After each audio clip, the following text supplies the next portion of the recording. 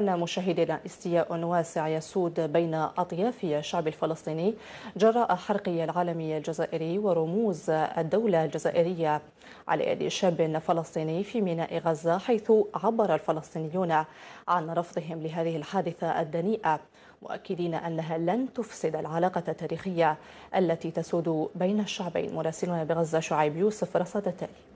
طبعا حرق العلم الجزائري هو حرق لقضية فلسطين، حرق لانتمائنا للوطن العربي، حرق لكل مشاعر الناس الحرة في غزة. احنا بنطالب حكومتنا الراشدة انها تعاقب هذا الشخص المسؤول على فعلته، لانه لا يمثل الا نفسه. باسمي وباسم الشعب الفلسطيني والشعب الغزي خاصة نعتذر للشعب الجزائر عن هذا الفعل المشين الذي قام به.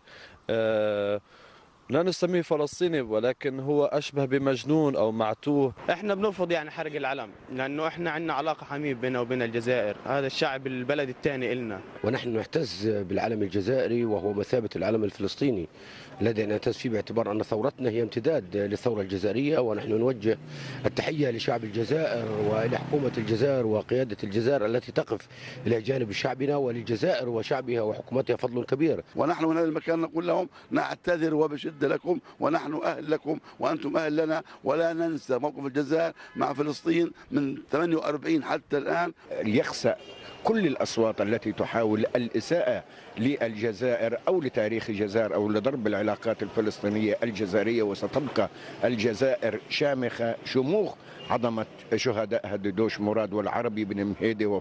الجزائر أنا أعتبرها بالنسبة لي هي الوطن الثاني لنا كفلسطينيين. عندما كنا هناك في الجزائر في العاصمة كنا نحظى بحب واحترام وتقدير، بالذات للشعب الفلسطيني، وكيف لا وهم يحتضنون قضية الأسرى ويهتمون بالشعب الفلسطيني. فهذا شيء لا يمثلنا كفلسطينيين، نستنكر هذا الفعل السيء، ونسأل الله سبحانه وتعالى أن يقرب قلوبنا نحن وأهلنا في الجزائر الشقيقة.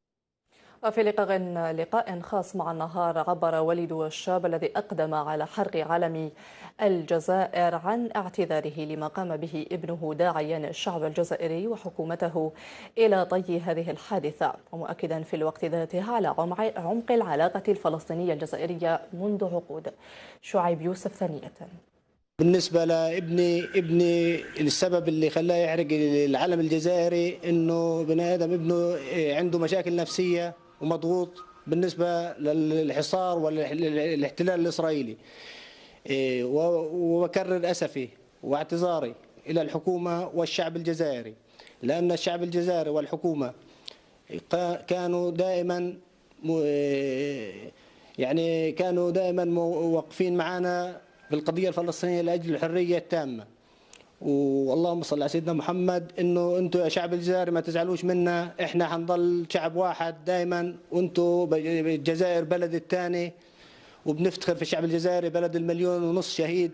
هذا كل الناس والتاريخ بيشهد باللي عمله الجزائر ضد الاحتلال الفرنسي.